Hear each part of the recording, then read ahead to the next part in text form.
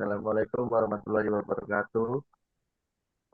Kami Waalaikumsalam. dari kelompok E dengan materi benchmarking, bahasa pemrograman web dan kebutuhan platform. Kami di sini beranggotakan dengan saya Manggala Budi Wiguno dengan NBI 146230032. Dan saya David Gibran Maulana dengan NPI 146230036. Dan saya Rania Aurelia Putri dengan NBI 146230040. Dan saya Agustino Edward Hartono dengan NIM 14623061. Saya Masruk Alfanani Azmi dengan NBI 14623000095.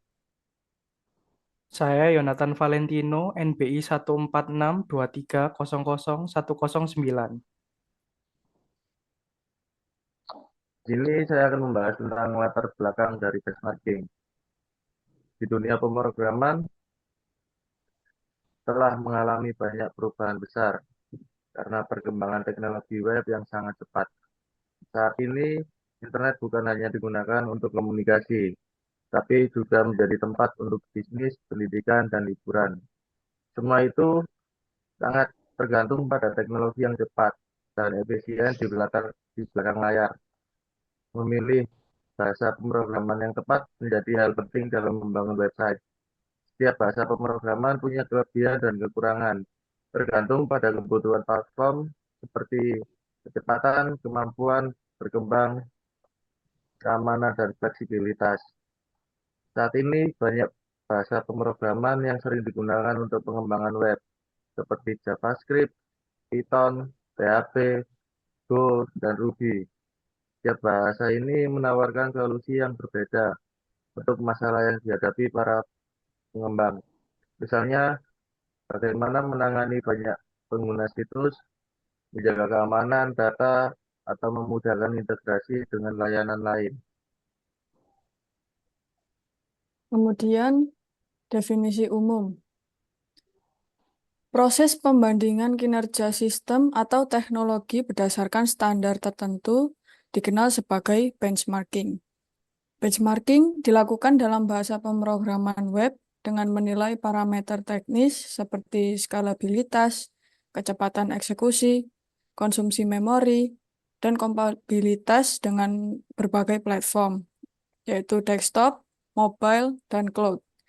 Benchmarking menurut Fenton dan Beeman tahun 2014 adalah langkah penting dalam menilai kinerja teknologi berdasarkan persyaratan khusus aplikasi.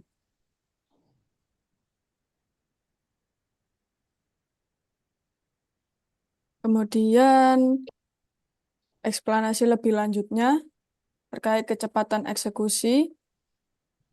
Kecepatan eksekusi ini mengacu pada seberapa cepat sebuah aplikasi atau sistem dapat menyelesaikan tugas yang diberikan. Hal ini mencakup waktu respons, throughput, dan latensi yang dihadapi selama proses sistem. Dengan mengukur kecepatan eksekusi, kita dapat mengetahui efisiensi performa suatu sistem. Kemudian yang kedua adalah konsumsi memori. Konsumsi memori ini adalah seberapa banyak memori yang digunakan oleh program ketika berjalan. Menilai konsumsi memori ini sangat penting untuk menghindari kebocoran memori atau penggunaan sumber daya yang berlebihan yang dapat mempengaruhi stabilitas dan kinerja aplikasi. Kemudian selanjutnya ada skalabilitas. Skalabilitas ini adalah kemampuan bahasa untuk menangani peningkatan beban kerja, terutama dalam aplikasi yang melayani banyak pengguna secara bersamaan. Sistem yang dapat diskalakan dengan baik akan tetap efisien ketika jumlah pengguna, data, atau beban dipertinggi. Kemudian kompatibilitas platform adalah kemudahan dan efektivitas bahasa pemrograman ketika digunakan pada platform yang berbeda, seperti desktop, mobile, atau cloud. Nah, pengujian kompatibilitas ini memastikan bahwa aplikasi ini berfungsi secara konsisten di berbagai perangkat dan lingkungan. Oke. Yang selanjutnya yang akan kita bahas yaitu perbandingan bahasa pemrograman web. Yang pertama yaitu JavaScript. JavaScript adalah bahasa yang dominan di sisi klien dan server, terutama dengan Node.js yang mendukung pengembangan aplikasi real-time yang cepat. Jadi seperti yang disinggung, JavaScript ini memiliki kelebihan, salah satunya itu ekosistem yang sangat luas. Jadi banyak framework dan library modern seperti React, Vue, dan Angular untuk di bagian front end dan juga Express serta Node untuk di bagian back end. Namun dari sisi dari bahasa pemrograman JavaScript ini memiliki kekurangan. Salah satunya yaitu di bagian keamanan. JavaScript ini rentan terhadap serangan XSS atau cross-site scripting dan serangan injeksi, sehingga memerlukan perhatian ekstra dalam pengamanan. Yang selanjutnya yaitu adalah Python.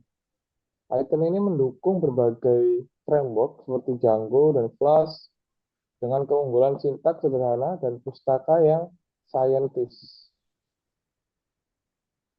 Jadi Python sendiri itu memiliki kelebihan, diantaranya yaitu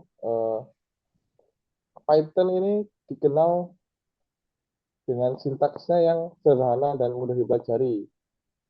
Jadi sintaks dari Python ini menurut saya pribadi itu bahasa pemrograman yang paling mendekati bahasa manusia. Jadi sangat singkat dan to the point, jadi gampang untuk dipelajari. Terus yang kedua yaitu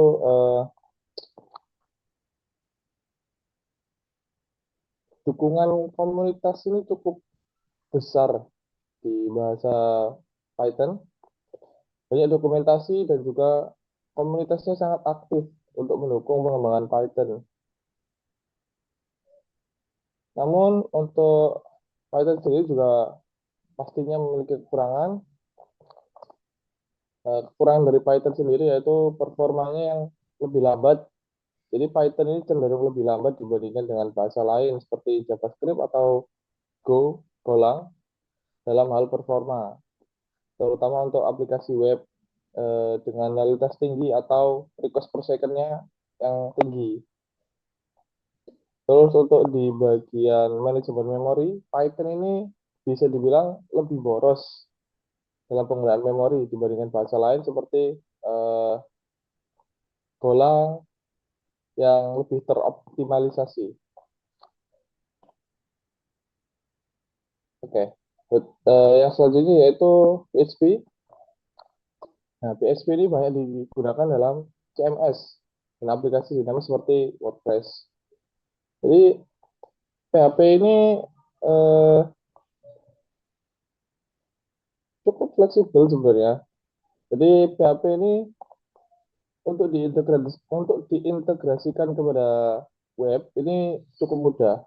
Jadi PHP dirancang khusus untuk pengembangan web dan juga integrasi dengan baik dengan server web.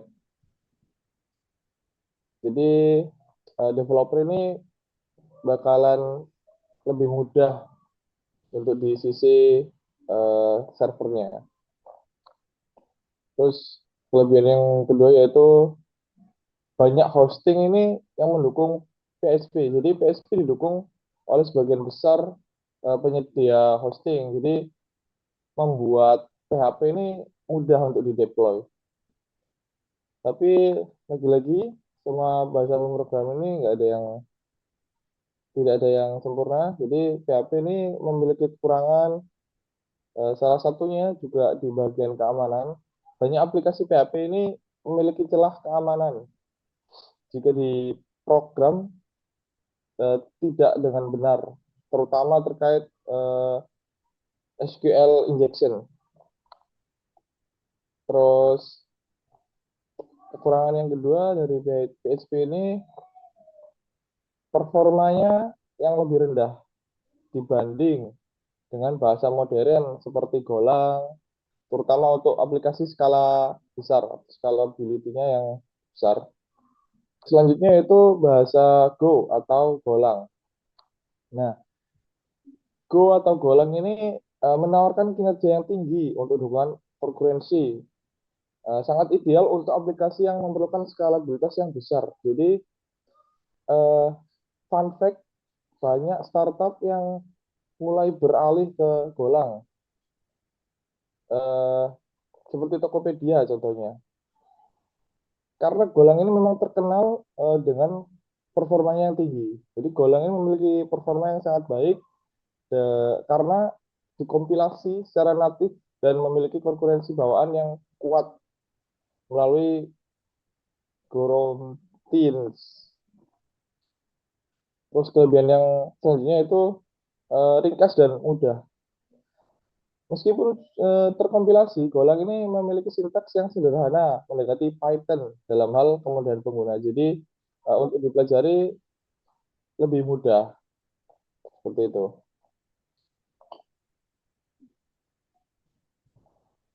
Di samping dengan performanya yang tinggi, Golang juga masih tetap memiliki kekurangan. Jadi salah satunya itu ekosistemnya ini belum matang di web, di ranah web. Jadi meski sedang berkembang, Golang ini belum memiliki ekosistem dan framework yang sebesar JavaScript atau Python dalam urusan pengembangan web developing. Terus kekurangan yang selanjutnya yaitu kurangnya library pihak ketiga. Jadi Golang ini memiliki library yang sedikit dibandingkan dengan bahasa lain. Pilihan library pihak ketiga dalam Golang ini untuk pengembangan web masih relatif terbatas. Seperti itu. Selanjutnya,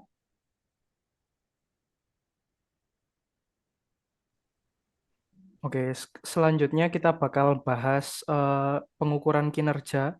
Bisa dilihat di sini ada penyajian hasil penelitian berupa visualisasi tabel perbandingan. Di sini kita membandingkan dengan metode deskriptif kuantitatif, kurang lebih data kuantitatif tentang kinerja bahasa pemrograman dikumpulkan dari sumber sekunder. Jadi datanya dikumpulkan, lalu tujuan dari analisis ini untuk memberikan perbandingan yang jelas tentang kinerja bahasa pemrograman web populer. Kurang lebih langkah-langkah kerjanya adalah pengumpulan data sekunder, lalu kita menganalisis datanya secara perbandingan, kemudian menyajikan hasil berupa tabel yang bisa kalian lihat. Lalu untuk kriteria pengukuran performa, bisa kalian lihat di situ ada 4 poin utama, yaitu kecepatan eksekusi, konsumsi memori, skalabilitas, dan kompatibilitas platform. Sumber-sumber yang kami gunakan untuk mengumpulkan data ada beragam, mulai dari e-book, jurnal ilmiah, laporan penelitian, bahkan buku referensi yang kita dapat dari internet. Untuk proses analisisnya, kita menggunakan klasifikasi data untuk tahapan pertama, kemudian perbandingan antar bahasa, yang kedua visualisasi hasil. Namun perlu dipahami bahwa pengumpulan data secara kuantitatif memiliki keterbatasan, yaitu pertama, penelitian ini hanya menggunakan data sebagai penilaian yang sudah ada. Jadi hasilnya mungkin tidak sesuai dan tidak seakurat itu. Yang kedua, fokus kriteria performa. Analisis ini terbatas karena beberapa kriteria performa seperti kecepatan dan konsumsi memori. Aspek-aspek lainnya seperti keamanan dan kemudahan pengembangan mungkin memerlukan studi lanjut. Eh, Selanjutnya kita bahas hasil dari tabel perbandingannya. Yang pertama adalah JavaScript. JavaScript secara kecepatan eksekusi memiliki performa yang sangat cepat dalam aplikasi real time. Dalam konsumsi memori, JavaScript relatif sedang penggunaan memorinya. Kemudian skalabilitas dan concurrency sangat mendukung, jadi sangat baik. Untuk kompatibilitas platform sangat fleksibel, di mana tiga platform yang kita teliti bisa dicakup dengan sangat baik. Yang kedua, bahasa Python relatif lebih lambat dalam proses komputasi berat, konsumsi memorinya cukup besar, dan skalabilitasnya terbatas dalam concurrency. Kemudian mendukung berbagai platform, terutama aplikasi berbasis data. Untuk PHP cukup cepat dan aplikasi CMS dan e-commerce. Konsumsi memorinya relatif rendah, lalu skalabilitas untuk aplikasinya bebas atau fleksibel.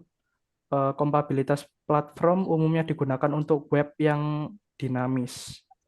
Selanjutnya ada Golang yang sangat cepat terutama untuk komputasi berat. Memori yang dipakai juga relatif rendah. Kemudian skalabilitas concurrency-nya tinggi. Lalu sangat cocok digunakan untuk aplikasi cloud dan server side.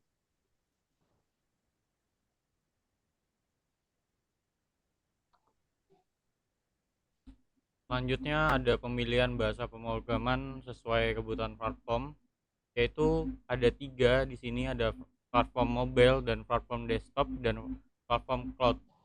Yang pertama akan saya jelaskan tentang platform mobile.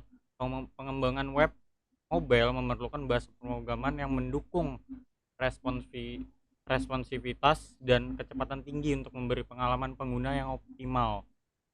Untuk poin yang di platform mobile yang harus kita perhatikan yaitu responsivitas. Bahasa pemrograman dan framework harus mampu menyesuaikan tampilan dan fungsional web dengan ukuran layar dan resolusi yang bervariasi pada perangkat mobile, yaitu seperti HTML, CSS, dan JavaScript. Itu sangat penting dalam menciptakan tata letak yang responsif. Framework seperti Bootstrap atau Tailwind CSS membantu mempercepat proses pembuatan antarmuka yang responsif. Dan terus untuk platform desktop, untuk aplikasi desktop fokusnya adalah pada stabilitas dan skalabilitas, terutama ketika berurusan dengan jumlah pengguna yang besar dan beban kerja yang berat. Dan untuk poin yang perlu kita lihat di platform desktop itu adalah skalabilitasnya. Saat berurusan dengan aplikasi yang perlu mendukung ribuan hingga jutaan pengguna di website tersebut, pentingnya untuk menggunakan bahasa dan framework yang mendukung skalabilitas tinggi seperti bahasa Go dan JavaScript. Sering digunakan untuk mengembangkan server side aplikasi desktop karena mendukung mereka terhadap skalabilitas vertikal dan horizontal, yaitu ada load balancing dan distribute system. Sering digunakan dalam aplikasi desktop web untuk memastikan bahwa aplikasi dapat menangani beban tinggi tanpa mengalami downtime atau penurunan performa. Selanjutnya yang terakhir adalah platform cloud.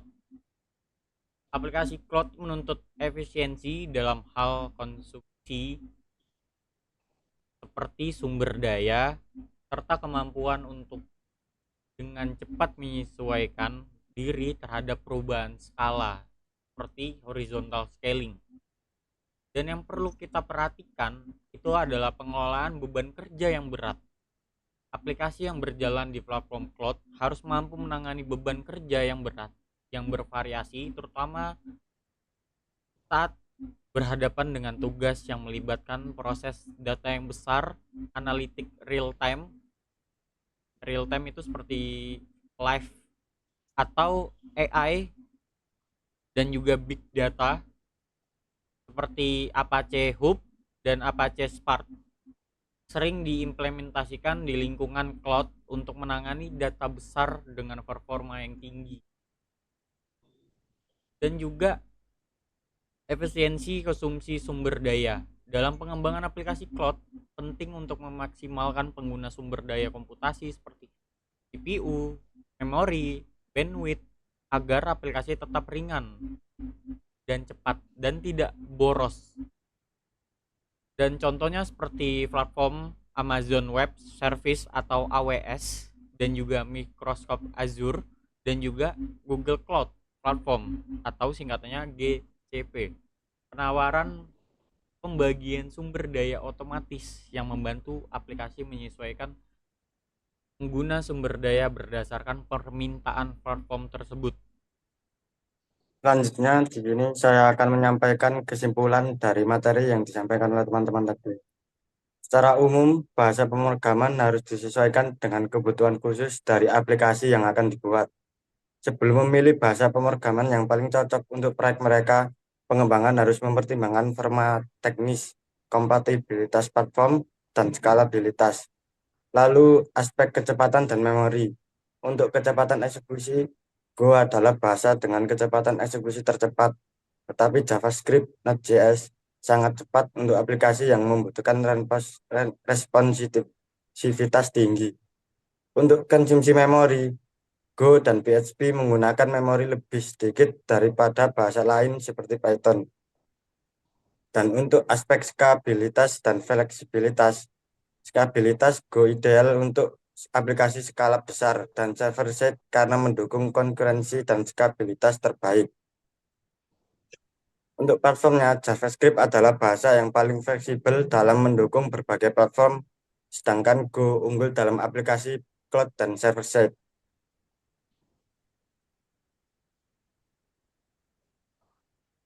Itu tadi kesimpulan yang saya jelaskan menurut keterangan materi yang disampaikan teman-teman tadi.